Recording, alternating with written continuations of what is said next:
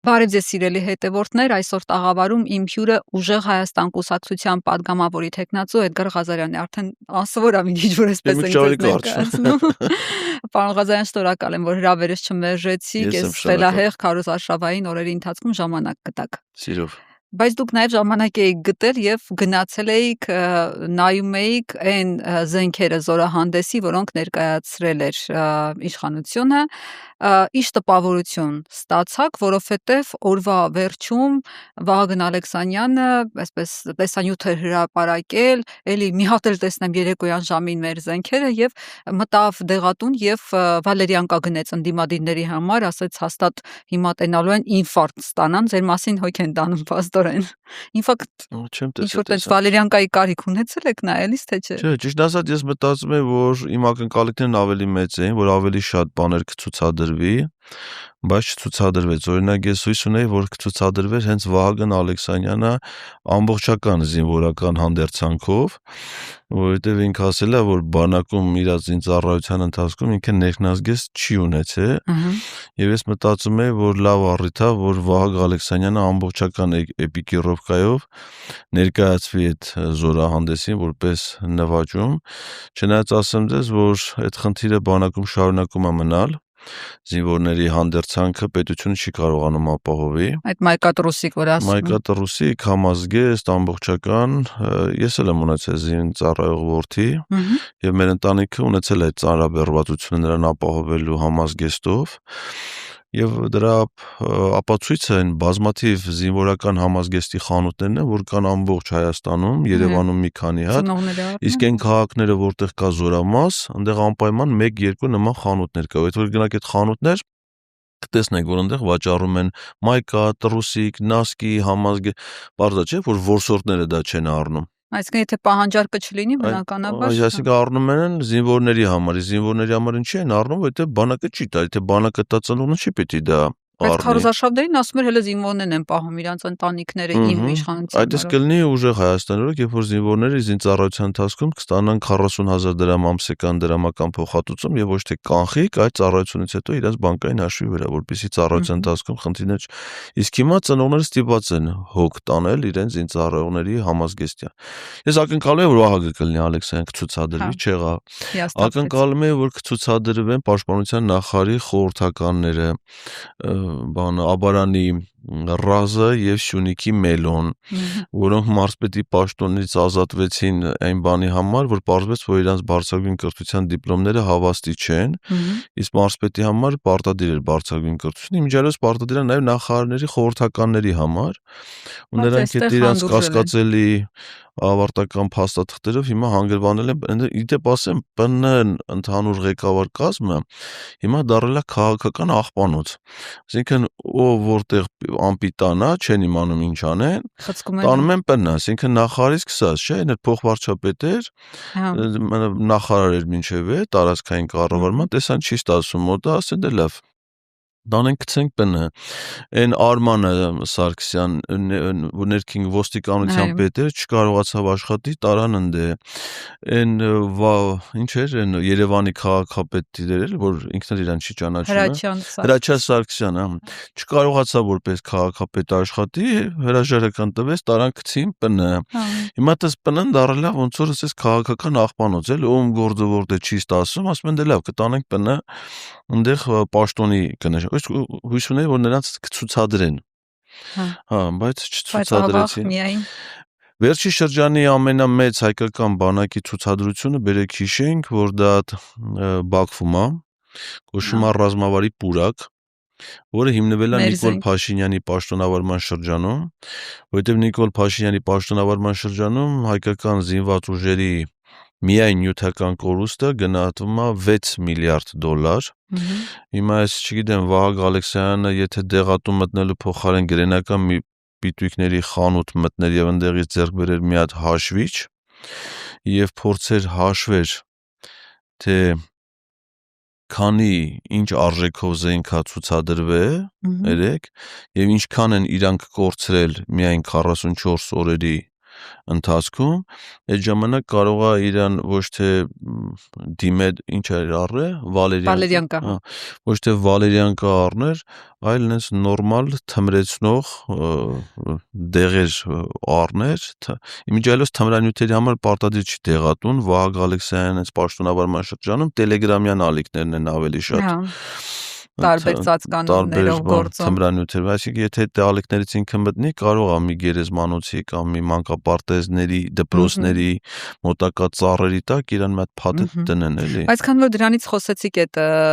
զենքերից, հա, թե ինչ զենք ենք մենք թողել, այդ զենքերի հետ կապված ընդհանրապես գիտեք այս օրերին Քարոզարշավի Փաշինյանը շրջում է տարբեր համայնքներում ու ասում է որ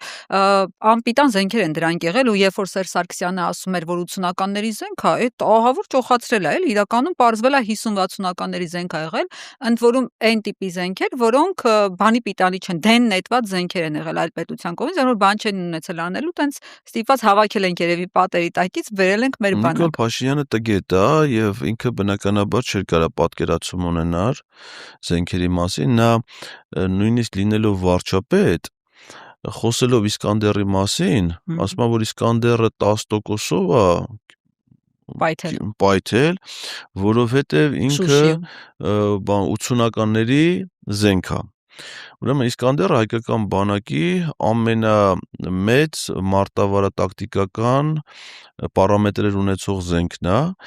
որը մինչև ռուս-ուկրաինական պատերազմը Ռուսաստանից բացի ունեցել է միայն Հայաստանը։ Ռուսաստանը դա ոչ մի այլ երկրի զինված ուժերի չի տրամադրել, ռուս-ուկրաինականից հետո Բելարուսին տրամադրել է առաջին անգամ։ Եվ դա 2006 թվականի ռազրաբոտկա է, որը զինված ուժերը մտել 2008 թվականից։ Ու հայկական բանակի գլխավոր զենքի պարամետրերի մասին խոսելուց նա ասում է, որ դա 80-ական թվականների զենք է, դրա համար էլ 10%-ով է։ Գիտե, հիմա ասենք այդ մարդու պատկերացումները զենքի վերաբերյալ ոնց էս բանանում էլի, բացի դրանից գիտեք, այդ D30-ները որ ցուցադրում էր, դրանք 60-ական թվականների զենք, այսինքն D30-ը զինված ուժերի մեջ մտել է 60-ական թվականներին։ Բայց զատո առաջինը մենք ենք ասում, այտենց օգտագործել։ Չէ, ասենք դա 60-ական թվականների զենք է եւ դա ընդհանուր առմամբ զենքերի պարագայում նորմալ է, որովհետեւ զենքը դա կատնամթերք չի, էլի, որը պիտանելությունը 2-3 օրում անցնի, զենքը գնահատվում է իր տակտիկա մարտավարական, ռազմավարական նշանակության պարամետրերով։ Ասենք Կալաշնիկով ավտոմատը դա 45 թվականի զենք է, որը հիմա շատ աշխարհի շատ երկրների զինված ուժերում շարունակում է կիրառվել գրեթե նույն տեսքով ֆունկցիոնալ հատկանիշներով, ոնց որ ինքը կա, այսինքն զենքը այն չի, որ պետք է անպայման, իհարկե կան նաև նորագույն զենքեր, նորագույն տեխնոլոգիաներ, որոնք պետք է յուրացվեն, բայց ասենք շատ զենքեր կարան նաև ունենան այլ արտադրության դա եւ դրա իրանց վրա չի ազդում։ Ուղղակի Նիկոլ Փաշինյանն ասում եմ, դե ինքը չի պատկերացել նույն զենքերով 2016 թվականի ապրիլյան պատերազմի ժամանակ Արցախի պաշտպանության բանակը կարողացել է իր արժեվ դրած մարտական խնդիրը լուծել եւ թույլ չտալ թշնամու առաջխաղացումը։ Իդեպ ասեմ 16 թվին Ադրբեջանի զինված ուժերի առաջ նույն խնդիրներ դրած ոնց որ 20 թվին։ Այսինքն ռազմական գործողության ոչ թե 400 քառակուսի մետր տարածք զբաղեցնել, այլ ամբողջ Արցախը զավթել, բայց իրանք այդ խնդիրը չեն կարողացել լուծել նույն զենքերով, նույն զինվորականներով, նույն հրամանատարներով, որոնք ուներ եւ Ադրբեջանը եւ Հայաստանը, այսինքն Ադրբեջանին այդ խնդիրը հաջողվել է լուծել միայն այն ժամանակ, երբ Հայաստանի վարչապետը եղել է Նիկոլ Փաշինյանը, իսկ ազգային ժողովի պատգամավոր Վահագ Ալեքսանյանը։ Պարոն Ղազարյան, ձեր վրա էին հարձակվել զորահանդեսի ժամանակ մարդիկ, որոնք իշխող ուժի աջակիցներն էին եւ տեսա այսպես ձեր թիկունքում Թութուլավա բլոգերին, որը սեր էր քարոզում իր պատկերացմամբ, էլի ասում էր պետք է սիրել իրար, մի հարձակվեք եւ այլն, ինչի էին ձեր վրա այդպես հարձակում գործել։ Չէ, այդ հարձակումը մի քիչ շատ է դրան ասել, ընդհանրապես փոքր խուլիգանություն էր, որը իրականացնում էր այնց արտաքինից մարդու բավականին նման մի հատ կենսաբանական միավոր, որը վատ հայերեն էր խոսում, չեմ անում ինքով էր, այսինքն ես գնացել էի զորահանդես, տեղում հասկանալու ինչա կատարում, որտեղ ինձ հետաքրքիր էր ոչ միայն այն ինչ որ կատարում հանրապետության հրապարակում, այլ ովքեր են մարդիկ, որոնք եկել են, ինչ տրամադրություններ ունեն, նկ այնտեղ մեծ թվով մեր աջակիցներից կային, ովքեր մոտենում էին ինձ, նկարվում էին, առաջարկում են որ մենք նկարվենք միմյանց հետ, մեզ հաջողություններ էին մաղթում, նրանք շատ մեծ թիվ էին կազմում, այսինքն էս չէր էլի որ դա չնայած ԿՊՆ դա կազմակերպել էր որպես քաղաքական քարոզչական ակցիա, բայց դեպ կային նաև ԿՊ-ի աջակիցներ եւ ես գնացել էի որպես զորահանդես նայելու ու այդ ժամանակ Ժողովուրդ օրաթերթի խումբը, լրագրող եւ օպերատորը պատահաբար ինձ դեռ տեսնելով առաջարկեցին որ ես իրենց բրիֆ անեմ եւ ես սիրով ինչպես միշտ չմերժելով բոլոր լրագրողներին սիրով պատասխանում էին նրանց հարցերին եւ այդ ժամանակ այդ մարդը սկսեց խուլիգանական պահվածք դրսևորել իր հետ գտնվող մի քանի հոգի նույնպես ու չգիտեմ որտեղից հայտնվեց այդ կուկուլավա թութուլավա թութուն բանը չասում թութութ չգիտեմ որտից հայտնվեցի ես ճիշտ ասած մտածում եմ որ իրան պետք է առանձին ցուցադրեն որովհետեւ բանակի քարոզիչներից է չէ կասկայի հակնում բանը զորամասեր էր գնացել հրահապաճկոնով գնացել էր ինքն էլ պիտի այդ շքերթով անցնի բայց ինքը այս ժողովրդի մեջ էր իր հեծանի կուլիսներում էր մտածում եմ հեծանի մանավանդ հեծանի որ դասի կարող է անցնի էլի բայց չէ իրան չէին նախատես նկարեց ես անկեղծ ասած տես բաներին հանգիստ եմ վերաբերվում որտեղ ակտիվ քաղաքականությամբ ես զբաղվում կան մարդիկ ովքեր ասում են գալիս են մոտենում են դրական խոսքեր են ասում ցանկանում են նկարվել եւ այլն կարա լինի նաեւ այնպես մի մարդ որ կատարյալ զոմբի է Իմո այդ մեկը նես զորգոցած զոմբի էր ներդ տագետների դպրոցել կենասոս կլներ Արտերը Պարոն Ղազարյան, այնտեղ էր նաև Աննա Հակոբյանը իր ընկերուհիների, ընտանիքի անդամների Հա, սապայնի ներքո նշում էին, չգիտես, երևի հանրապետության օրոք Օրինակ տեսեք, լավ հիշեցի, Աննա Հակոբյանն է կարար անցներ, չէ, մարտական ուղի անցած զինվորականը Այրատո ջոկատի, հա Ջոկատի հրամանատարը բացի մինչև ջոկատի հրամանատարը էլ ինքը նաև չեն են հիշում դա էլի պատերազմից ընդամենը մի քանի օր առաջ ուրեմն օգոստոսի վերջին մինչև սեպտեմբերի սկիզբ Արցախի պաշտպանության բանակի զորամասերից մեկում ինքը վարժանքների էր անցնում մի քանի անհասկանալի կանանց հետ այսինքն գիշերակացով մնալով զորամասի տարածքում 7 օր թե ինչքան շուտ անհասկանալի վարժանքներ են հիշեք մազերը ֆենաս պեդիկյուր բան ասես նկարներ էր հրապարակում զենքով բանս ֆոտոսեսիա էր էլի ու դա պատերազմից ասում եմ մի քանի օր առաջ ընդամենը ինչ խորհուրդուներին մինչև այդ ինքը ներկայանում էր են մայրերին կոչերով չէ որ գնում էր առաջնագից զենքերը ձուլենք զարդեր պատրաստենք եւ այլն ընդեղից Արցախի առաջնագծից կոչ ադրբեջանցի մայրերին զենքեր ձուլենք ու ինքը գրում էր փամփուշտի ձուլածից մի զարդանախշ եւ այլն Իսկ լավ հիշողություն ունեք Ես ուսումնասիրում եմ ես մեկ գիրք եմ ուզում գրեմ այդ պատերազմի տարեգրության այդ ողբերգության մասին էլի ես ուսումնասիրում որտեղ ինչ դեր էր կատարում ու մեկ էլ այդ խաղաղասերը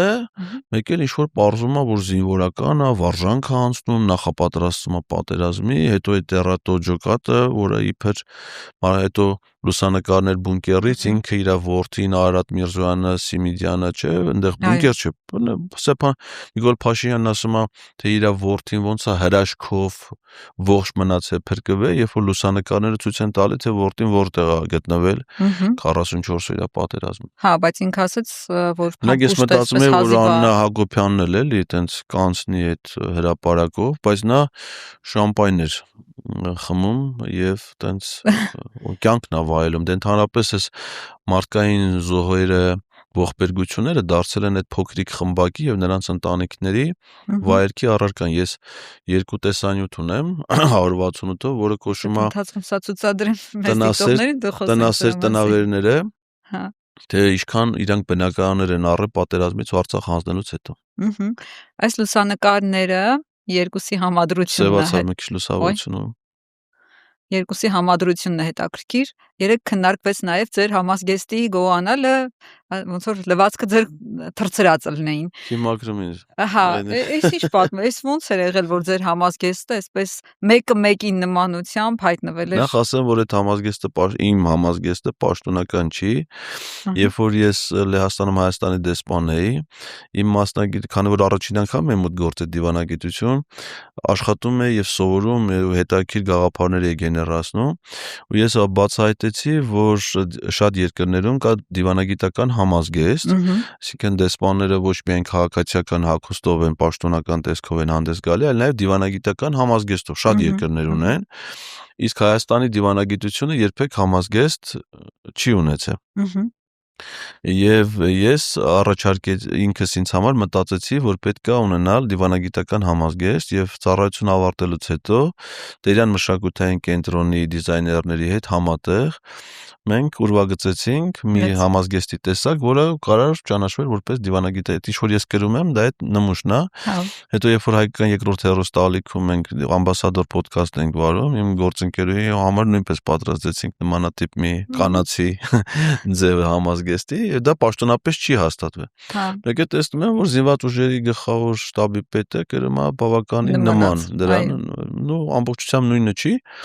բայց եւ գույնը, որը շատ սիմվոլիկ նշանակություն ունի։ Գույնը կոճակների դասավորություն ընդհանուր կառուցվածքով նման է։ Ես չեմ զարմանում, դա գողության տեսակ է, որովհետեւ մտքի արգասիքները նույնպես չէ, կարող են գոհ։ Իսկ հայրենիքի գողերի ընդհանուր գողության համատեքստում համազգեստի դիզայնի գողությունը դա այն ամենաանշառ գողությունն է, որը նույնիսկ խրախուսելի է, եթե գաղափարը վերցնում են կիրառում են, ես իհարկե դիվանագետների համար է առաջարկել, ոչ թե զինվորականների։ Պարզ է, մի հետաքրքիր թեմա էլ կա, որի էլի է զորահանդեսի շրջանակում, հետո կանցնենք այլ քաղաքական հարցերի։ Ինչն էր հետաքրքիր, որ հայկական անուններով էին կոչել այլ երկրի արտադրության զինատեսակները, մասնավորապես իրանական AD-08 չեմ անման Մաջիդ, ոնց որ հոբ համակարգերը անվանել են կարիճ, հնդկական ԱԿՇ անվանել են լուսան, հնդկական ատաքսը վերածվել է տորքի, հնդկական մարգը դարձրել են միհր, ֆրանսիական սեզարը արամաստ, հնդկական պինակա համակարգերը շանտ եւ հնդկական սվատի ռադարները փայլացու, չինական CH4, մի խոսքով հայկական անուններով են այսպես բանարել, աղեղ, միհր եւ այլն։ Ինչի համար են սա արել ձեր կարծիքով, որ մարդիկ կողքից տեսնեն, ասեն, էսա մեր հայկական արտադրության զենքերը, որ ասում էր, որ գնում են արդեն ռազմական։ Այլ բան չես կարող գտնես, քան մարդկանց մոլորության մեջ գցելը, որովհետեւ սա էլ է գողության ձև, որովհետեւ ասենք, եթե ֆրանսիացիները արտադրել են ուղևորատար զրահապատ մեքենաներ, որի դեպ զենք չի։ Իրանք ամբողջն էին ներկայացնում, որ ինչքան բերել են, որ տենց երկար շարաշի ստացվի, շատ երևա, դա զենք չի, դա մեքենա է, ուղղակի զրահապատ մեքենա է, ընդ որում ոչ փոքր տրամաչափի զենքերից պաշտպանելու համար։ Ասենք օրինակ, եթե դրան հարվածի ենթադրենք անօդաչու թռչող սարք, դրանից ոչինչ չի մնա։ Ասենք կարող է Կալաշնիկով ավտոմատից կրակելուց դա պաշտպանի ներսի ուղևորներին, դա զինվորականների տեղափոխող զրահապատ մեքենա է, դա զենք չի, այսինքն դա դրանով չէ, դա զենք չի։ Տրանսպորտը կամազ, ասենք ռուսները կամազն է, ֆրանսիականը այդ բասիոններն են, որոնք որ զենքեր չեն։ Ու դրան ասենք ով որ դա արտադրել է Ֆրանսիայում, այդ իր ստեղծագործությանը, իր արտադրանքին անվանում է տվել, եւ եթե դու դա օգտագործում ես, դե հիմա չտեսություն էլ է դա կա, հիմա այդ նույն բանն է, ոնց որ իմ մեքենան Kia է, ես դրա բանը ցուցանակը վրից փոկեմ, վրից գրեմ, Mercedes, չէ, BMW, չէ, Արենի։ հայկականած։ Բայց դա ասենք այդ մեքենան դրանից Արենի չի դառ։ Շատ լավ, այսինքն մոլորեցնելու ֆունկցիա ունի, այլ բան, լավ, ֆրանսիացիները, չինացիները, իսկ թվում արտադրող ընկերությունները դրան վատ կվերաբերվեն։ Առանց համաձայնության են։ Առանց համաձայնության նման անվանումներ տալը կարճ։ Պարզ է, հիմա անցնենք նաև պարգևատրումներին, որոնք եղան զորահանդեսից հետո, դուք ինչ տպավորություն ստացաք, ինձ տպավորել էր հատկապես առողջապահության նախարար Անահիտ Ավանեսյանի պարգևը հայրենիքին մատուցած ծառայությունների համար շքանշանը։ Առաջին աստիճան է, Հա, առաջին աստիճանի։ Եթե գիտեք ինչ բարձր է, ասենք այդ շքանշանից մինչև հիմա ունի Սամվել Կարապետյանը, որը ստացել է դա Հայաստանին ցուցաբերած հսկայական միլիոնավոր դոլարների աջակցության համար։ Եթե գիտեք, Սամվել Կարապետյանը Հայաստան համայնքական հիմնադրամի ամենամեծ նվիրատունը հիմնադրամի պատմության մեջ։ Մենք հիմա այսօր մրցակցության մեջ ենք, ամենամեծ նվիրատուի հիմնադրամի ամենամեծ թալանչու միջև, որտեղ Նիկոլ Փաշինյանն էլ հիմնադրամին ամենամեծ թալանչին է, չէ՞, 44 օրյա հավաքած 150 միլիոնից 100 միլիոնը մի թվով են տարեոչնչացրել։ Իր բազմաթիվ այլ բարեգործական գործունեությունների եւ այլնի արդյունքում նա պարգևատրվել է այդ շքանը, դա շատ բարձր է, դա ազգային հերոսից ցածր քաղաքացիական անձանց տրվող պարգևների մեջ ամենաբարձր պարգևներից։ Դու ինչ հորել Անահիտ Որը կարծեմ դրան մի անգամ էլ բան է տվել, հայրենիքի մատուցած ծառայությունների առաջին աստիճանի մեդալ, այսինքն նա մեդալն էլ ունի առաջին աստիճանի, շքանշանը ավելի բարձր է։ Իդեպ ասեմ, կարծեմ դրա երկրորդ աստիճանի շքանշան հայրենիք տվել, անցած բանին տվեցին են Վահան Կոստանյանին։ Հիմա երեխա է, որ մորուք ունի։ Երեխա է, բայց մորուք ունի։ Դրան տվեցին, ասենք, ով է դա գնահատում, ոնց է որոշում։ Ինձ թվում է դա քաղաքական բանով է, որ այս նախընտրական շրջանում այս անվճար բուժօգնությունները որպես ընտրակաշարք քաղաքացիներին բաժանում են։ Գաղափարի հեղինակը Անահիտ Ավանեսյան ընտրակաշարքի այդ կոմպլեքս համալիր իրականացնողն է։ Հակառակ դեպքում միակ բանը, որ կարելի էր գնահատել, նրա պարելն է։ Այդ վարչաբենդի ճիշտ է, պարի խմբի անդամ էր։ Բան կա, չէ՞, այս պարի խմբում էլ է։ Ուրիշ որևէ բան չեք տեսնում, որ հայրենիքին ինչ-որ ծառայություն մատուցած է։ Կարող հայրենիքը մտածում են հենց Փաշինյանը ու Փաշինյանին ինչ-որ ծառայություններ է մատուցել, դրա համար դե ուրիշ չկա։ Որտեվ եթե կառավարությունը ինքն է, ենթադրում եմ, որ հայրենիքն էլ է։ Միակ պարգևատրումը չի, դե ինչ-որ պաշտպանության երկու փոխնախարարներ պարգևներ արժանացել, ֆինանսների նախարարությունում պարգևատրումներ։ Շռայլ էին պարգևատրումների համար ընտրությունների Բրեժնևի ժամանակներն էլի։ Ասենք իրանք իրանց դες դրած մեդալներ են բաժանում, իդեպ այս վերջերս այդ բանն էլ է դարել Բրեժնևը, Ֆրանսիայի նախագահը։ Մեզ Սամվելոտ մեդալ էր բերել հետը։ Ում ասես Պատվո լեգիոնի։ Պահ, Արայիկ Հարությունյանն էլ է։ Դա ասենք Արայել ասպես Անահիտ ինչ էր այդ նախարարի ազգանունը։ Անահիտ Ավանեսյան, հա։ Էլեն ասենք ես ուզում եմ անամ Արայիկ Հարությունյանը Ֆրանսիային ինչ ծառայություններ է։ Արայիկ Հարությունյանն էլ ասենք էլի Միացյալ Նահանգների հետ կապված էր, ասես Հալոուինն է, բանը կարող է ինչ-որ մի ձևի բանը լի, բայց Ֆրանսիա ինչ կա։ Իդեպ ասեմ մի տարի Հալոուինին բանը իր հաշվին արձակուրդ էր վերցել, գնացել էր Ամերիկա Արայիկ Հարությունյան։ Հա։ Հենց այդ տոնին մասնակցելու համար։ Դե չգիտեմ ինչի համար, բայց այդ օրերին իր հաշվին արձակուրդ էր վերցել Հալոուինի օրերին գնացել էր Միացյալ։ Շատ էպիկա։ Պարզա։ Հիմա անցնենք քաղաքական հարցերի ու խնդիրների, մարտահրավերների, որոնք ծառայել են մեր պետության առաջ։ Ռուսաստան-Հայաստան հարաբերությունների հետ կապված, ուրեմն վարչապետին հարցնում են, ասում են, լավ, որ գազը թանկանա, սանկցիաներ լինեն, ինչ է կանելու։ Ինչ ասում վարչապետը։ Մեջբերում եմ, որ հետո չասեք։ Հայաստանը նենց երկիր չի, որ պլեջի կամ ծիկուլի հույսին մնա, որ հանկարծ կարտոշկեն թանկանա, ժողովրդի ճնշումը բարձրանա։ Հայաստանը այլևս հազարների երկիր չի, միլիարդների ու տրիլիոնների երկիր է։ Ձեր կարծիքով կարտոշկա ուտող զանգված էլ չկա, ասենք որ կարտոշկեն թանկանա մարդիկ չիմանան ինչ անեն, ասում այլ ընտրանք միշտ կա էլի իմ իշխանության ժամանակ։ Ինչ ձև է բացատրում Փաշինյանը, եթե գազը թանկանա, ինքը ինչ այլ ընտրանք է տալու։ Դուրս բան էր, չէ՞, ասել, որ ինքը սեփական գազ ունի։ Հա, ինքը ասել է նաև գազ ունենք մենք։ Բայց ասենք ես անկեղծ ասած իրան ամեն ինչ ուտելուց տեսել եմ, բացի լոբի։ Հա։ Դե ինքը սեփական գազ ասելով ինչ է հասկանում, երբ որ Հայաստանը գազի բնական պաշարներ չունի, անկեղծ ասած ոչ մի ձև չեմ կարող պատկերացնել, լոբից բացի ուրիշ ոչ մի տարբերակ գազ արտադրելու գազ արտադրության իմ մոտ չի, եթե բնական պաշարները չկա։ Բայց այդտեղ ասեմ ձեզ կատակի ենք տալի, բայց շատ վտանգավոր բան կա։ փչացնելու։ Չէ, անվտանգային էներգետիկ անվտանգային իմաստով, օրինակ, երբ որ Վրաստանը ժամանակին 2008 թվականին պատերազմեց Ռուսաստանի դեմ եւ խզեց հարաբերությունները, նրանք էլ դադարեցրեցին գազի մատակարարումները Ռուսաստանից, եւ այդ պահից հիմա Վրաստանում գազաբաշխող ընկերությունը, ոնց որ մեր մոտ հիմա Գազպրոմ Արմենիան է, ադրբեջանական Սոկար նավթագազային ընկերությունն է։ Եվ երբ որ ինքը ասում է, որ մենք գազ ունենք, նկատի ունի մեզ, այսինքն արդեն Հայաստանը որպես Ադրբեջանի մաս։ Այդ նկատի։ Այսինքն մենք արդեն Ադրբեջան ենք։ Ասա գրողի նավթ չեք տալի, գազ չեք տալի, մենք ունենք մեր աղբյուրները։ Հիմա օրինակ նավթամթերքը նույն բանի շրջանակներում է, էլի, չէ, էներգետիկ անվտանգության ապահովող կարևոր ռեսուրս է, չէ, բենզինը, դիզվառելիքը։ Հիմա իրենք դա ոչ թե Ադրբեջանի տարածքով, այլ հենց Ադրբեջանից են, երրորդ երկրի Վրաստանի տարածքով, Ադրբեջանից են ներմուծում բենզինը եւ դիզել, որում դա իմ կարծիքով իրենց իշխանության օրոք ծավալվելու է, եւ այդ ադրբեջանական Սոկար նավթագազային ընկերությունը, որ ամենախոշոր ընկերությունն է պետական մասնաբաժնով ընկերություն, դա բիզնեսի տրամաբանությամբ չեն որոշումներ, դա քաղաքական որոշումներ են,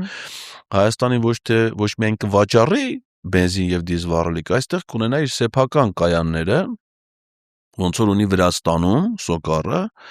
եւ ընդեղ էլ կընդունեն աշխատանքի այն ադրբեջանցիներին 300,000, որոնց պլանավորում են ընդ որում խոսքը վերաբերում է նաեւ Հայաստանի դրական ցանցեր ընկերության, հեծի մեր աշխատակիցները, ընկերները թող իմանա, որ Նիկոլ Փաշինյանը հիմա իրանց ասում են, քանի որ դուք հեծի աշխատող եք, ձեր ղեկավարը Ռոմանոսն է, որը կարճ ժամանակահատվածում 37 միլիոն դրամի աշխատավարձ միայն հեծից է ստացել, այս կարճ մի քանի ամսվա ընթացքում հայտարարել է։ Իրանք թող իմանան, որ հեծը վերցրել են, որտեղ ամենախոշոր գործատուներից մեկը, որ բոլոր հայազգի գործիչներին իմ տպավորությամբ աշխատանքից կհեռացնեն եւ այն ադրբեջանցիները, որ կան, նրանք պիտի նաեւ ստե աշխատեն, չէ։ Այդ տիպի պլաններ են։ Հիմա հեծ հիմա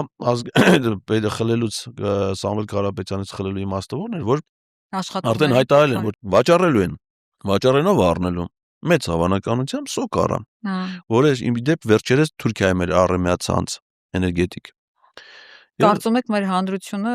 այսինքն հեծի ցանկացած աշխատողը, որ Ռոմանոսին կամ մյուսներին լսելով կամ չգիտեմ Սարիգին պիտի գնա Նիկոլ Փաշինյան ընտրի, ինքը իրան աշխատանքից հեռացնելու որոշում է կայացնում։ Իսկ իր փրկությունը երրորդ համարի քվեաթերթիկի մեջ է, ոնց որ մնացած մեզ բոլորիս։ Այնպես որ, այսինքն այդ քաղաքականությունը պատահական չի։ Դեպ ասեմ Ադրբեջանի գազային պաշարները բավարար չեն իրականացնելու մատակարարումները։ Ադրբեջանը լայն առումով ինքը Ռուսաստանից է գազ առնում եւ վերավաճառում է։ Այսինքն Նիկոլ Փաշինյանի այս քաղաքականության հետևանքով մենք էլի ենք օգտագործելու ռուսական գազը, ուղղակի մեր մատակարարը կլինի Ադրբեջանը, մենք կախվածության մեջ կլինենք Իրանից եւ գազը կլինի մի քանի անգամ ավելի թանկ։ Մեր հեռուստադիտողներին հիշեցնեմ, որ հիմա Ադրբեջանը Թուրքիային գազ ավելի բարձր գնով է վաճառում, քան Ռուսաստանը Հայաստանին։ Հետևաբար, եթե Ադրբեջանը սկսի Հայաստանին գազ մատակարարել, դժվար ինքը ավելի ժամ մատակարարի, քան որ Թուրքիային է մատակարարում։ Նես որ սա հատուկ քաղաքականություն է եւ Ռուսաստանի հետ վարվող այս մոտեցումը Հայաստանի նաև տնտեսական անվտանգության որպես սպառնալիք։ Ուսուցկայաբար նաև բերելու հիմա արդեն ունեն փաստացի որոշումներ, չէ, ջերմոցներում արտադրված ծաղիկները Ռուսաստանը թափվում են, որտի միլիոնավոր դոլարների վնաս է մեր տնտեսվարողներին, ամբողջ Արարատյան դաշտավայրը, Արարատի Արմավիրի մարզի հազարավոր տնտեսվարողներ ունեն ջերմոցներ տարբեր չափերի, իրենց տան տնամերձ հողից սկսած մինչև մեծ տարածությունների վրա ջերմոցներ, որոնք որ մեծ կորուստներ են կրում։ Դեպի ջերմոցները աշխատում են գազի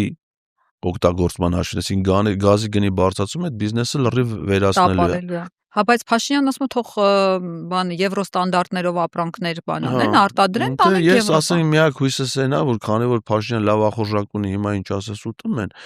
ասեն կարող է այդ ավտոբուս ուղևորներով հավաքվեն, հիմա ջերմոցի ծաղիկ ուտեն։ Հա, ասեն չի բան, կուտենք, խնդիր չկա, փողը տան ուտեն։ Բայց այդ վաղ դենտես է տան, որտեվ արտանում են դես ասած։ Ախր որ մեկ անեն, ջերմուկը տան խմեն։ Ջերմուկը տեսեք, ջերմուկի հետ կապված արդեն արգելքը կիրառվում է։ Ելակը, ծաղիկները, հիմա սկսում է ծիրանի սեզոնը, արդեն Ռուսաստանից հայտարարեցին, որ դա չի ներմուծվելու։ Ցածր սեգմենտի ալկոհոլային խմիչքները, Դրանք նույնպես արդեն Ռուսաստանը բացի դրանից, որ մեծ ծավալի մեր հիմնական ռեսուրսների մատակարարն է, հաց, մենք ցորենի հիմնականում ընդեղից ենք ներմուծում, վառելիք եւ այլն, նաեւ ամենամեծ շուկան է գյուղատնտեսական թարմընթերքների եւ նաեւ վերամշակող արդյունաբերության համար։ Այսինքն մեր բոլոր բիզնեսը ամբողջ երկրի պետք է հասկանա, որ մեր երկրին սպառնում է առաջիկայում լուրջ ճգնաժամ ու դրա այլընտրանքը չկա, այսինքն դրա փոխարեն հնարավոր չէ, այսինքն հիմա եթե այսօր մարդը չի կարողանում ծաղիկ արտահանել Ռուսաստան, այս չի որ ինքը դրա փոխարեն ինքը դա կարտահանի Հոլանդիա։ Ճիշտ է, բայց ցածր սեգմենտի ալկոհոլային խմիչք ասեցիք, Սամվել Ալեքսանյանի արտադրանքը հիշեցի, Սամվել Ալեքսանյանը Ավինյանի հետ այսպես ջերմ ողջագուրումների մեջ էր ապարանում, այսինքն ինքը դարձ չի անում, ոնց որ չգիտեմ, չի էլ անհանգստանում, կամ էլ հարցերը այլ ճանապարհներով գուցե լուծվել են նաև բանակցությունների միջոցով։ Թրամփը աջակցեց Փաշինյանին ու մարդկանց սրանով ցույց են տալիս, որ տեսեք Սամ Թրամփ Թրամփի հայտարարությունը Ռուբիոյի գեժամանոց այցից հետո էր։ Սկզբից ներկայացրեցին ասին ԱՄՆ պետքարտուղարն է գալիս, մի պահ մտածեցի, որ իսկականից գալիս է, որովհետև ԱՄՆ պետքարտուղարներ էլին եղի, երկու պետքարտուղար այցել է Հայաստան, մեկը կարծեմ 96 թվականին եւ երկու անգամ Հիլարի Քլինտոնն է այցելել Հայաստան ու դա եղել է պաշտոնական այցելություն Ծիծեռնակաբերդի հուշամալիր, հանդիպում երկրի ղեկավար։ Պրոտոկոլային։ Պարզվեց օդանավականից դուրս չի գալի, այդ 20 րոպե ընդամենը այտենց երկարատև Հնդկաստանից գալուց ինչ-որ ճանապարհին կարճոտ այտենց լմա, չէ՞, մենք էլ ասենք, որ հերոտեղ մեքենայով գնում ենք, միտեղ կանգնում ենք, լվացվել է, բան ասենք, ծաղիկ հավաքել են ասենք, կամ ասենք օրինակ Վանաձոր գնալու շատ մարդ Գնթունիքում լրիվ այդ այցիներն ձերի հետ միացել ճամփին մի ջուր են խմած կոֆե են առնում լվացում են ճամփորդություն շարունակում են այս Մարկո Ռուբիոյի այցելությունը Նիկոլ Փաշինյանը էլ չի հանդիպել օդանավականի տարածքից դուրս չի եկել ընդամենը մի համաձայնագիր ստորագրել որի մասին չեն խոսում դրա որ նախնական քննարկում այլ օգտակար ռեսուրսներ մետաղական հանքավայրերի այո հանքավայրերի ընդ որում ասեմ ձեզ որ նմանատիպ համաձայնագիր Միացյալ Նահանգները կնքեց Ուկրաինայի հետ Թրամփի իշխանության գալուց հետո ասին էս 350 միլիարդի որ Միացյալ Նահանգները ձեզ զենք հատվե օգնություն հատվե ներողություն դրա փորնով է տալու դուք դրա կարիք ունեիք դուք հենց քաղաքականություն եք վարել որ ձեր երկիրը դրել եք այն վիճակի մեջ որ դուք դրա կարիքը ունեիք մենք տվել ենք շատ լավ փորնով է տալու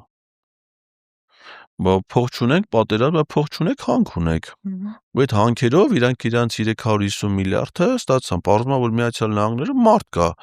որ երբ որ մի երկրին ինչ-որ բան է տալի նստած գրում է չեմ մոռանում ցուցակները կազմում ինչ են տալի դες գներով իրանց շուկայական գներով ու մեկ է պարզվում է որ հայ-ամերիկյան հարաբերությունների հարցում էլ մի հոգի էլ կա այն էլ կալկուլյատոր ունի Էլ է նստի գրել ու ասում է հարգելի պարոն այդ Միացյալ Նահանգների նախագահի այդ թվիթը այդ գրառումը չգիտեմ որ սոցիալական ցանցում է դա խո ձերի չէ փող արժի միլիարդատեր մարդ է խո գեշ չի ձերի գրառումներ անի պետք է հետո Davai փակվեն ձեր հանքերը իսկ ասենք մենք ինչ ունենք մետաղական դա Զանգեզուրի կոմբինատն է եւ ամուսար Կարծում եք դա փորացավ այսպես Ուրիշ տարբերակ ես չեմ պատկերացնում թե չէ ինչ աջակցություն ասենք ինչ ոնց պիտի արտահայտվի այդ աջակցությունը մի հատ տրիպ են ստորագրել մոռացել են դրա մասին հələ ասենք մեսա մի տարի է դառնում իրականություն բացի դրանից որ չի դառել ոչ մի ռեալ քայլ այդ ուղղությամբ չեն իրականացրել չէ ասենք համաձայնագիրը ստորագրել ես ինչ դժվարություն կա չէ ասենք օրինակ պիտի ընդհանրենք ճանապարհը կառուցում արդեն պիտի նախագիծը պատրաստել էր արդեն պիտի շինարարությունը սկսածել էր չէ խառն այս ընտրությունները ավարտի մոռացել են դրա մասին Նիկոլ Փաշինյանին նա խոստովան ասում է Միացյալ Նահանգների իրան հակամարտությունից հետո Միացյալ Նահանգների հետաքրքրությունները թրիպի նկատմամբ նվազել է դե Միացյալ Նահանգներն 74%-ներ չէ Բայց իր հետաքրքրությունը նվազել է, այլում հետաքրքրությունն է մնացել ոչ մեկի, այսինքն այդ թուղթ ընդդիմությանը հենց դրա համար են քննադատում, որ ձեզանից ոչ մեկ չի ասում, որ գալու եմ պատրեմ անվավեր հանեմ, բացի Էդմոն Մարուկյանը։ Ու տեսակ, որ ՀՄԿ-ի եթերում էր Պետրոս Ղազարյանը պատրեր իր հատուկ հանձնարարությունների գծով դեսպան եղած ժամանակվա փաստաթղթերը, որոնք ինքը ոչ թե պատռում էր, այլ ստեղծում էր Նիկոլ Փաշինյանի կառավարությունում։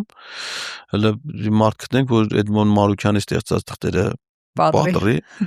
Իսկ իրականում թղթերը պատռելու կարիք չկա, երբ որ այդ թղթերը իրավական արժեք իրանցից չեն ներկայացնում, որովհետև հաջորդ իշխանությունների համար առհասարակ պարտավորություններ կարող են ունենալ միայն այն փաստաթղթերը, որոնք վավերացված են։ Այսինքն որոնց համար պետությունն է պարտավորություն վերցրել։ Մյուս բոլոր փաստաթղթերի վերաբերյալը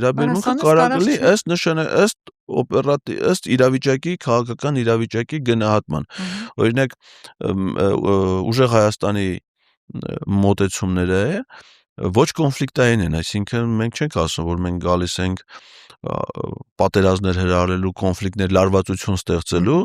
եւ ի տարբերություն Էդմոն Մարուքյանի մեր պատասխանատվության աստիճանը մեծ է, որովհետեւ մենք իշխանության եկող ուժն ենք։ Այն իշխանության չեկողը, որը նույնիսկ շեմ չպիտի հաղթահարի, ինքը շատ ավելի ազատ է իր դատողություններում կարծիքում, իսկ այն քաղաքական ուժը, որ հունիսի 7-ից հետո պիտի կառավարություն ձևավորի, նրա պատասխանատվությունը ավելի մեծ է, բայց դրանից շահերը մեր ժողովրդի շահերով առաջնորդվելու մոտեցումները չեն փոխվում։ Եվ մենք իրավիճակը գնահատելով կհասկանանք, թե ինչ վերաբերմունք կցուցաբերենք այդ փաստաթղթերին, որովհետև թրիփը այս պահի դրությամբ, ոնց որ ինքը ստորագրած է, դա ընդամենը Ադրբեջան-Նախիջևանի կապող ճանապարհ է։ Դա ոչ մի միջազգային պրոյեկտի նշանակություն չունի։ Օրինակ ուժեղ Հայաստանի մոտեցումները, որ ներկայացրել է Նարեկ Կարապետյան իր հրապարակային խոսքում, դա այն է, որ դա պետք է ունենա մի շարք միջազգային երաշխավորներ,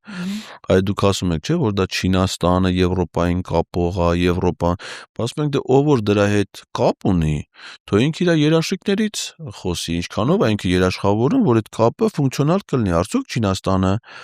երաշխավորում այդ ճանապարհի ֆունկցիա, արդյոք Եվրոպան երաշխավորում է։ Այսինքն բոլոր առնչվող դուք ասում եք, օրինակ Նիկոլ Փաշինյանն ասում է, չէ, որ Ռուսաստանն էլ կարա օգտվի, գնացել էր Պուտինին ասում էր, ձեր համար ենք, դուք էլ կարաք օգտվեք, բա որ իրանք պիտի օգտվեն, իրանք ունեն երաշխիքներ, որ կարան օգտվեն, կարան ապահովեն դրա ֆունկցիոնալ, օրինակ մեր մոտեցումն է, որ բազմաշերտ երաշխիքներ պետք է լինի այդ հանգույցներին, այսինքն մենք դրան վերաբերվում ենք ոչ թե Ադրբեջանը Նախիջևանին կապող միջոց, ինչը մեր հետաքրքրությունների մեջ չի, այլ մեզ համար դա կարա հետաքրքիր լինի որպես իր ֆունկցիոնալ նշ, որպես միջազգային տարանցիկ բեռնափոխադրել, իսկ դրա համար պետք են երաշխիքներ եւ այլ առավել ամուր իրավակարգավորումներ, որոնք այս պահին բացակայում են։ Պարոն Ղազարյան, որպես իրավաբան հիմա ձեզ դիմում եմ, կխնդրեմ գնահատական տակ նաև ընտրակաշարքի, այսպես կոչված ընտրակաշարքի այդ դեպքերին, որոնք զայնագրությունները գրեթե ամենօրյա ռեժիմով մենք լսում ենք։ Արդեն զգացել եք, որ ոչ մեկին հետաքրքիր չի, իսկ ոչ էլ լսում են մարդիկ։ Հա, այն առաջիններն էր այդ առաջինները ասում են, ինչ այն Արտաշատի շալվարները։ Բարբար անգիր էին արել, արդեն Արտաշատի շալվարի խոսակցությունը։ Հոկտեմբերյանի անել փեսակյաբաբը սաղը միջի միշում ենք, չէ՞, բայց հետո դրանից հետո ինչ է, իսկ չենք էլ լսում։ Ես անկեղծ իսկ չեմ էլ լսում։ Ես հատուկ հաղորդմանը պատրաստվելիս ճիշտն ասած լսեցի ձայնագրությունները նորից, որ անկեղծ ասեմ շատ, այսինքն փողի խոսակցություն է, որը կարող է խանութ գնալու եւ փող տալու ինչ որ մեկին, այսինքն կոնտեքստը չի հասկացվում ընդհանրապես։ Ընտրությունների հետ կապը չենք տեսնում, որովհետեւ կտրտած են, տարբեր կոնտեքստից հանած բառեր են։ Հա, եթե ամբողջական ձայնագրություն լսեր, կոնտեքստ հասկանալ, մի քիչ ընկալելի կլիներ իմ համար, բայց դուք ինչ տպավորություն եք, ինչի համար են այս ձայնագրությունները գցում, որ մարդիկ, որոնք միամիտ են, այսպես լսեն, ասեն, վայ, այս ընտրակեղծարարներ, թալանչիները էլի ուզում են գան, հա։ Նայեք, այս վերջերս կնոջս հետ խանութ են գնացել, երեկոյան գնումներ ենք անում տան համար, հասել եմ դրա մարկղի հետ աշխատակցին, ասում եմ, կլինի դից փող չվերցնեք, ասում են, ասեմ, ես ուժեղ Հայաստանից եմ, մենք որ մեկին փող ենք տալի, ասում են ընտրակաշարք։ Հա, վճարումներն էլ եք արդեն, կոմունալներն էլ եք արդեն վախենում վճար։ Ես մի ամիսը իզից ոչ մեկը փող չվերցնի։ Էժան պրծնեք ամենը։ Խանութում գնումներ անես, գնք ասեն, ես չի փող տվել ինչքան, հա, ինչքան տվի իրեն, կոնտրակաշար։ Մի բան կա։ Նշանով էր, չէ։ Ինքը եթե քեզնից փող է, ուրեմն հասկացա, որ դա հա, Քարոզարշավի մեջ ես դու ինչ իրավունք ունես փող տալ։ Կինս ինձ տուն գալուց ասում է, երբ ես գալու տուն, քո համար համով բան եմ սարքել ուտելու, դե ասենք մտածում եմ, որ եթե ինքը ինձ լավ համով բանա տալի են դրա համար անում, որ ես եթե մտրեմ ուժեղ Հայաստանի, որտեղ ինքը ուզում է, որ հա, բանա, շահագրգռում է։ Եթե մեկը գախնա լսեն իմ եւ իմ կնոջ խոսակցությունը, ստացվեց ընտրակաշարքի, բա ինքը ինձ հաստավեց, որ բա աներ փեսա, որ քյաբաբի մասին խոսում են, այդ նույնը չի, որ մարդու կնի։ Պարզը։ Այսինքն որևէ հիմք չունի։ Դրանք անլուրջ բաներ են, պարզավոր ընտրակաշարք նախ։ Գիտեք ինչ, այդ ամեն ինչը այն ժամանակ իմաստ ունի, երբ որ դա տենց էլ, այսինքն եթե մեկ իսկապես մյուսին ընտրակաշարքը դու գնաս բռնես, դրանի վրա կարելի է անհանգստանալ։ Օրինակ ես անկեղծ ասած, այդ մեր թիմակիցներին, որ այդքան էթուն բռնում եմ, չէ՞, ցավալի է, իհարկե դա նեղություն է, բան է, բայց անհանգստություն չունեմ։ Ես ասա, այդպես հանցագործություն արած մարդը պետք է անհանգստանա։ Եթե դու հանցանք չես գործել, զոռը քո գլխին ուզում եմ մի բան սարքեն։ Մեկը դա ջարդվելու է, չէ՞, վերանալու է գնա հանգիստ։ Բայց ինչի խոսակցություն է ժամանակ ասում, լավ դե դրա մասին չխոսանք, տեղափոխվենք Telegram գնանք։ Դե որ մենք բոլորս ենք այտենց։ Հիմա ընտանիքի անդամները իրար հետ խոսալուց ասում են, բաց կապով մի զանգի։ Այսինքն սա ինչի վկայություն է, որ մեր երկրում 37 թիվ ոնց որ լի։ Սա վախեցած մարդիկ ապրում են։ Այսինքն կապ չունի ինչից է խոսում։ Հա, այդ ինչից է ձևավորվել է, չէ՞։ Մենը Հայկ Մարությանը երբ էր ասում, կառավարությունից զանգել են, ինձ ասում են, այս ինչ գործից անի, որովհետև լայք է դրել։ Բա, այսքան այս ձերբակալություններ, այս բանը մարդկանց հոգեբանորեն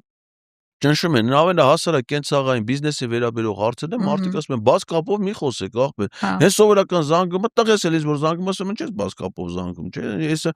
Հիմա կասեն որ մի բան կա, որ ինչի ասացին։ Հենց այդ ասում, դե որը տենցան չի բաց կապով չէ։ Այսինքն ինչի բաց կապով խոսում են, որովհետև լսում են, իսկ ինչի են լսում, բայց չէ որ սահմանադրությամբ։ Այո։ Արգելված է մարդուն լսելը գահ։ Հիմա ասենք այդ զայնագրությունները որ տարածում են, իմ մոտ միակ հարցը, երկու հարց առաջանում։ Նախ առաջին Այդ չեն գաղտնա լսում։ Հա։ Դա օրինական է թե չէ։ Կասկածներ են։ Եթե անօրինական է, գաղտնա լսող եմ դատեն, ոչ թե խոսացողին։ Եթե անօրինական։ Կարա լինի օրինական, օրինականը որն է, որ ունես օպերատիվ տվյալներ, դիմում ես նախապես դատարան, ստանում ես թույլտվություն եւ կոնկրետ մարդուց սկսում ես գաղտնա լսել, հետեւել։ Իրանք այդ թուղթը ցույց կտան դատարանների։ Հիմա Եթե ունեն այդ թուղթը, երկրորդ հարցն առաջանում։ Իսկ այդ թղթերից ինչի դուք ունեք միայն ուժեղ Հայաստանի ներկայություն։ Եթե ընտրական գործընթացի մասնակցման 19 հոգի, ամենաշատ ռիսկը, որ կար ընտրակաշարք բաժանի, դա իշխանության ներկայացուցիչներն են, չէ՞։ Ավանդաբար մինչև որ ասել են ընտրակաշարք, դա եղել է իշխանական ուժերի։ Այդ դուք իշխանական ուժերի մի հատ ձայնագրում, մի հատ դրեք լսեք, ասեք Նիկոլ Փաշինյանը հակակոռուպցիոն կոմիտեի նախագահին, որ ես վերջերս էլ այդ Բրեժնևի կողմից գեներալի կոչում ստացավ։ Մա դրած խոսակցությունները կարակ դնեք լսենք էլի։ Տենանք Նիկոլ Փաշինյանը հակակոռուպցիոն կոմիտեի նախագահ, ի՞նչ է խոսում։ Այն որ մի անգամ ինքը WhatsApp-ը ուղարկի հակակոռուպցիոն կոմիտեի նախագահին, դա հրաժարական է գրել, գիտենք։ Ահա։ Իսկ հիմա, երբ որ իրար հետ աշխատում են, այդ ժամանակ ինչ են խոսում։ Հələ դրեք այդ, որովհետև իրական ընտրակաշարք տալիս է իշխանությունը։ Ես դա զգացել եմ մարդկանց հետ հանդիպում որ գնում ենք մարզեր, հանդիպում ենք մարդկանց, դա դենք տարիքով մարդ նարդի խաղալուց դառնալու։ Նիկոլն իմը 20,000 դրամ թոշակը տվե, դու ինչ ես տվե։ Հա։ Այսինքն Խոստովանում է, որ այս վերջի շրջանում ընտրական process-ում իր կառավարության որոշումով առանց բյուջեին փոփոխություն կատարելու տված երկու փողը ինքը ընկալել է որպես ընտրակաշարք ինչ է, որ մարդու նյութապես շահագրգռում ես, որ ազդես իրա որպես ընտրողի կամքի ձևավորման վրա։ Ինքը չի ասում Նիկոլը 8 տարի լավ ղեկավար է, թող 8 տարի լինի։ Ինքը չի ասում քաղաքացիական պայմանագիրը կենտրոնական ընտրական հանձնաժողով PDF-ով մի հատ ֆայլ է կախել, ես դա կարդացել եմ, դե շատ լավ ծրագիր է,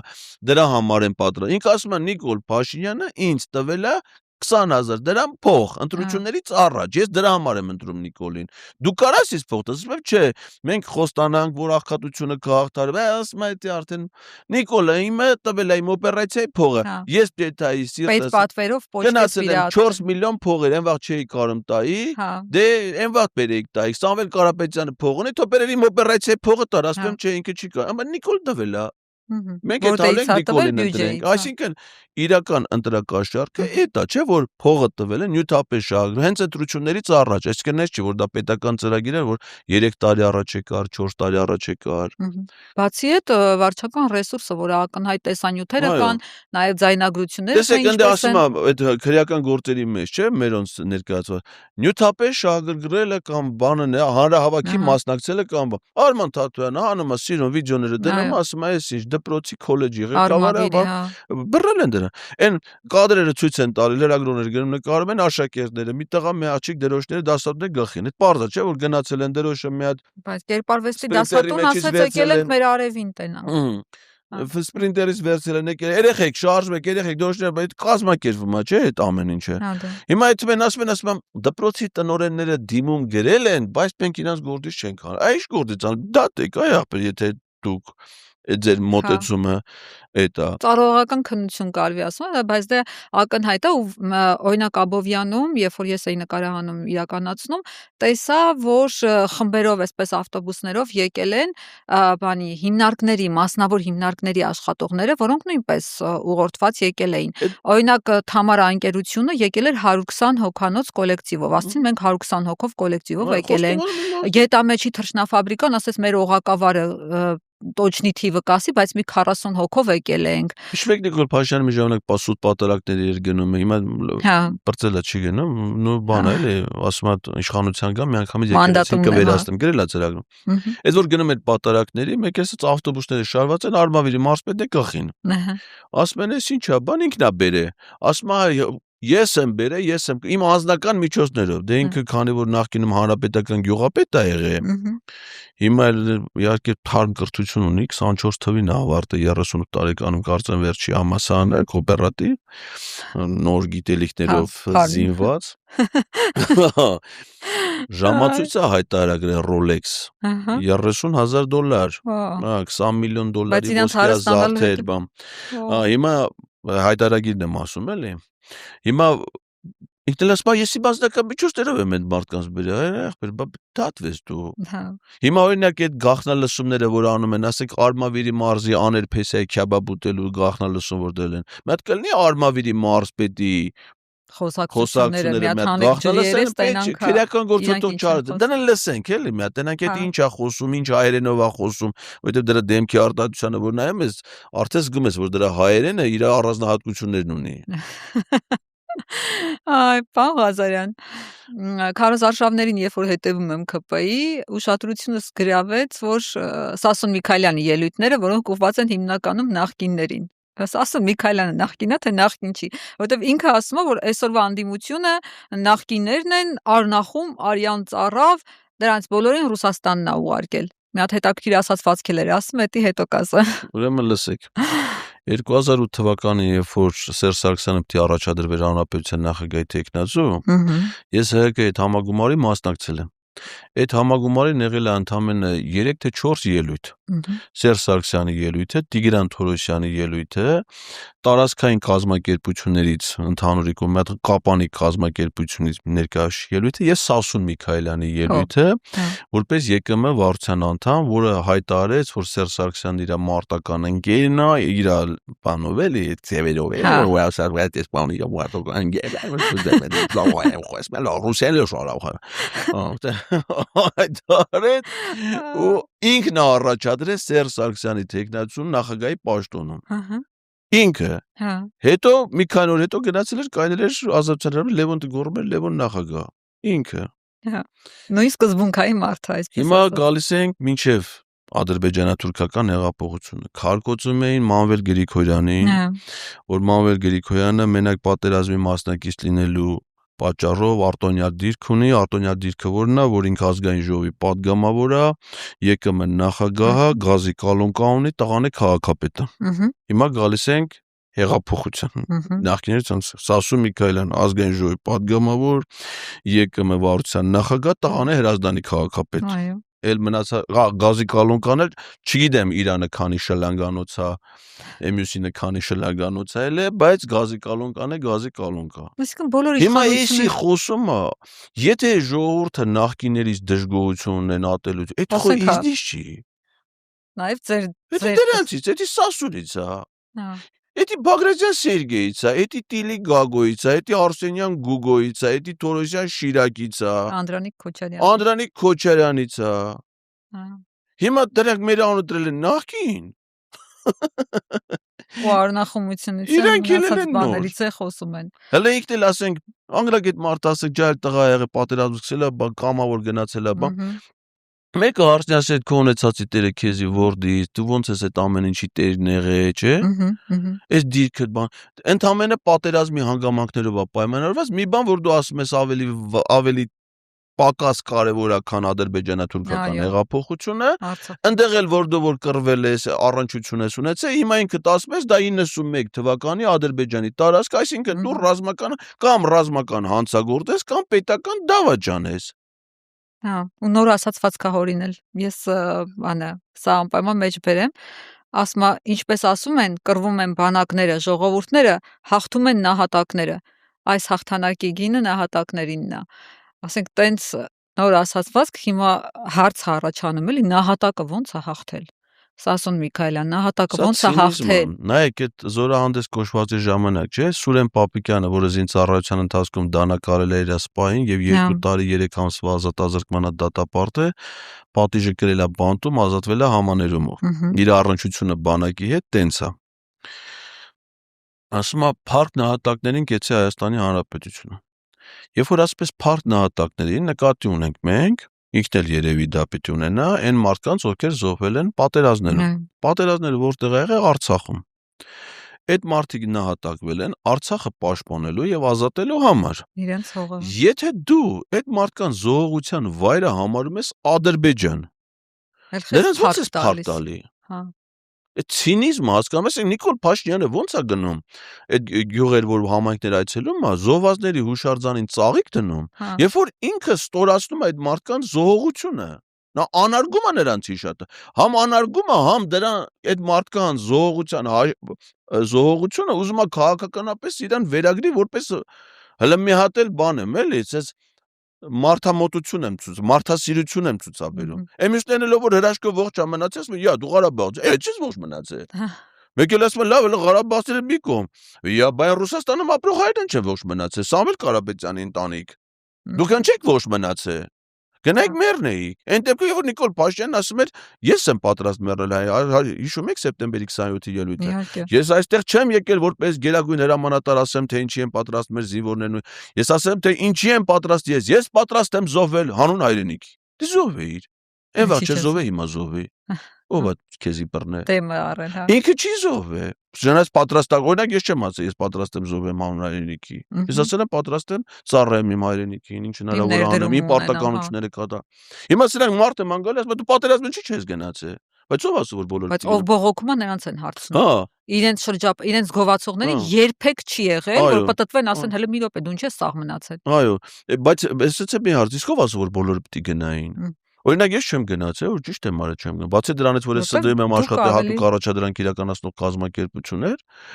բացի դրանից եթե ես բանակ չեմ ծառայել, զինվորական մասնագիտություն չունեմ,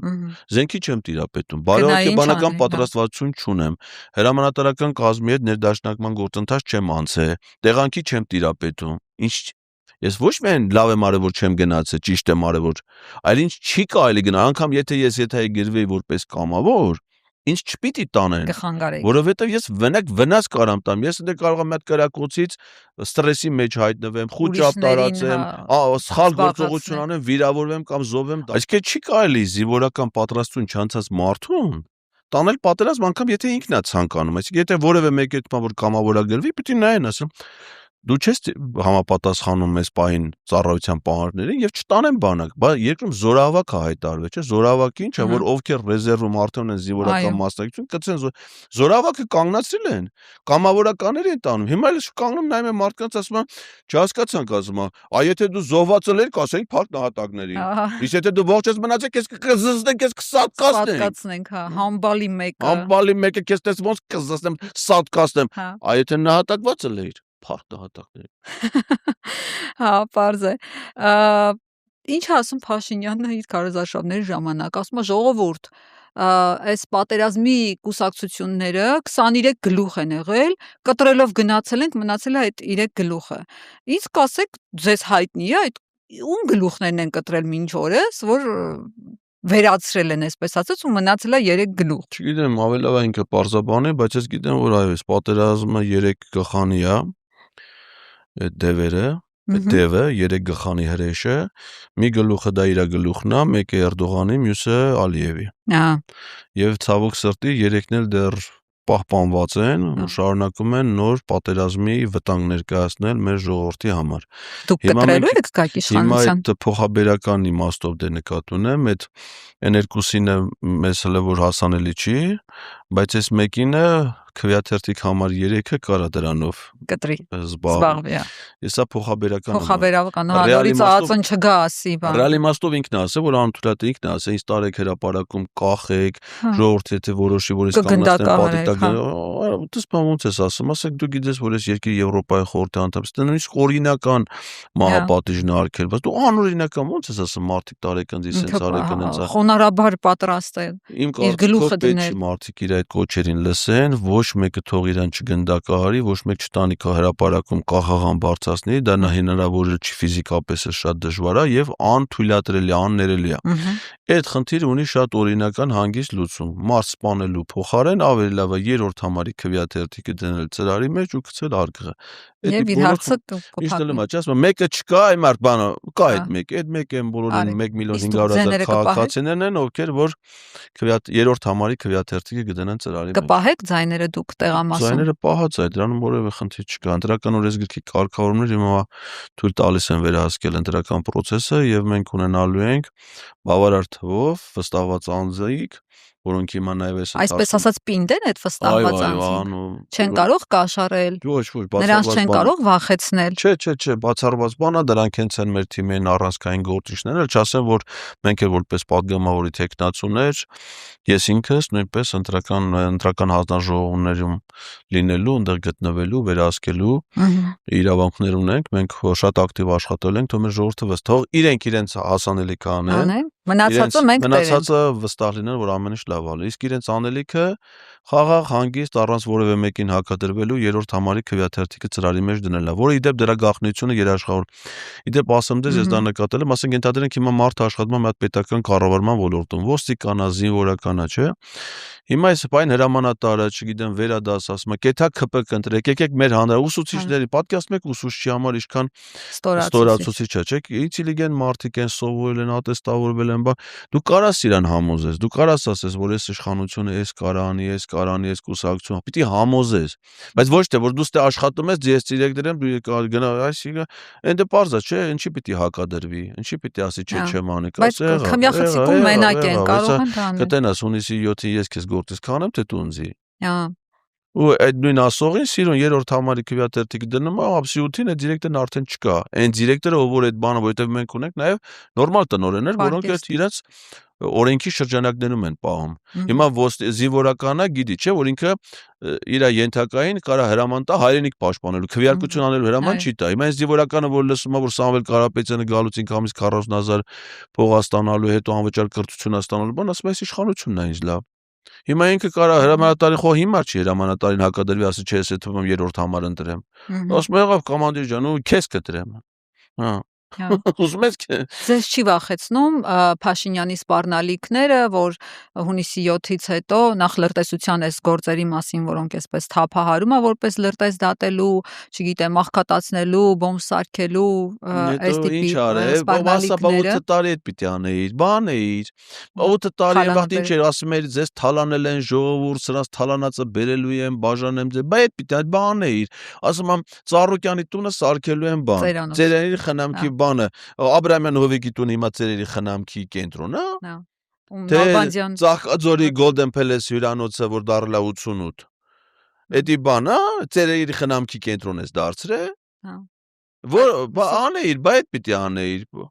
Բայց լսողները լսում են, նույնց էլ ոգևորվել են, ոնց որ շքեղապարանքը իրանք են վայելել։ Ժամկետանց հայտարարությունները, էդի 10 թվին կարար մարդկանց դրանով խաբեր։ Հիմա ասում են, գիտես ինչ կլինի, այն որ դու ես ապրում, այդ կառավարական ամառանոցը, Սևանի ամառանոցը, որ Աննայի Չինաստան գալուց խորոված է սարքում, կլինի էդի դառնա ծերերի խնամքի կենտրոն։ Ինքը միլիոնների մեջ ապրում է, $2 միլիոն մենակ իր համար ծառայողական մեքենա առ այդ կառավարական ամառանոցում, որ ապրում է, օրը $1,700,000 դրամի ծախսն է։ Արադ Միրզոյանը, որ $280,000 իսի ինչքան տվեց Եղվարդի ճամփին այդ տուն առը, Սուրեն Պապիկյանը մի հատ երազ թաղամասում, մի հատ բյուրեղ թաղամասում, տներն առել են, իրանք է կառավարական ամառանոց են ապրում, եկել են ասում են ժողովուրդ ջան, մենք բան կանենք, ծերերի խնամքի կենտրոն գսա։ Հələ սրանց տները ձեռներից առնենք տանք արցախցիներին։ Օրինական ձևով, որպես ապօրինի ձեռք բերած գույք։ Ես բան ունեմ ասում, ուսումնասիրություն ունեմ, ԿՊԱ-ները քանի տուն ունեն առել ու երբ։ հիմնականում պատերազմից հետո կամ Արցախը հայաթափելուց հետո սրանք սա թե Վահագ Ալեքսանյանը որ դեղատուն է տուն առ Երևանում Բայց հիպոթեկով են առել, ասում են հա հիպոթեկով այդ ոնց է հիմա որ իրանք падգամավոր չլեն կարային եթե այն 3 տարվա աշխատանքային պայմանագրով 20 տարվա վարկ վերցնեին Դե աշխատավարձերը բարձր բայց աշխատավարձը հիմա ասենք թե եթե Վահագ Ալեքսանյանը 23 թվին հիպոթեկա վերցրե բանկը որ նայում է նրա այդ աշխատավարձին ասում հա հիմա բարձր աշխատավարձ է ստանում չէ բայց քո լիազորությունները ավարտվում է 26 թվի հունիսին բա 26 թվի սեպտեմբերի բանկի փողնով է տալու հա այսինքն հələ մնացած բոլոր այսինքն եթե դու ունենաս անժամկետ հիմա եթե մի մարդ աշխատում է մի ընկերությունում ունի անժամկետ պայմանագիր ինքը կարա 20 տարով վարկ ստանա բայց եթե մարդ ես որի լիազորությունը ժամկետ 5 տարով ավարտում է որ բանկը 20 տարով կտա գիտեք որն է տալի հիմնական Հայ-Էկոնոմ բանկը հələ Ալեն Սիմոնյանը գնացեք տեսեք ինչ էր առել որ բանկով առե բոլորը Հայ-Էկոնոմ բանկ մեծ մասը սա Հայ-Էկոնոմ դե իրեն սրտի օլիգարխ Խաչատուր Սուքիասյանի մեխանիզմ է գործում Հստակ մեխանիզմ է գործում, որ դու ստեղից աշխատում ես այս փողը, քո բանկը տալիս է սրան, այսից վերցնում ես, ես որոշումը կայացնում, այսի քվեարկում, փոքրիկ խմբակ որ ասում ենք, ինչ է, ներքին սխեմաները աշխատում ընդ ֆինանսական բաների, մեխանիզմների Պարզ է, ամփոփելով մեր զրույցը, քանի որ քիչ ժամանակ ունենք, պարոն Ղազարյան, ինչ են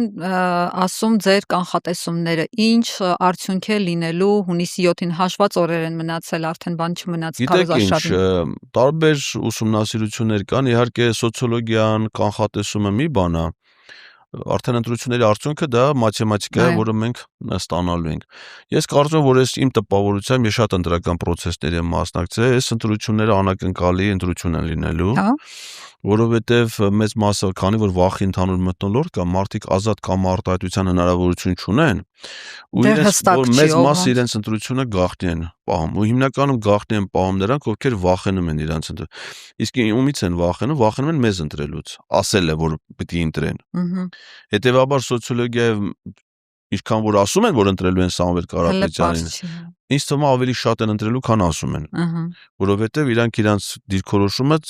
ասենք ես օրինակ գնում եմ բակային հանդիպումների, մարդիկ նույնիսկ բալկոն դուրս չեն գա, ոչ թե չեն ուզում լսեն հետաքրքիր, բան, այլ ասեն հայսա դրանց հաստատ դրանց հետ մի հոգի կլի KGB-ից կնայի, որ ես հելա սենց արեցի, բան արեցի, զուր տեղը տղազորամասում աշխատում Ինքը դպրոցում է բան,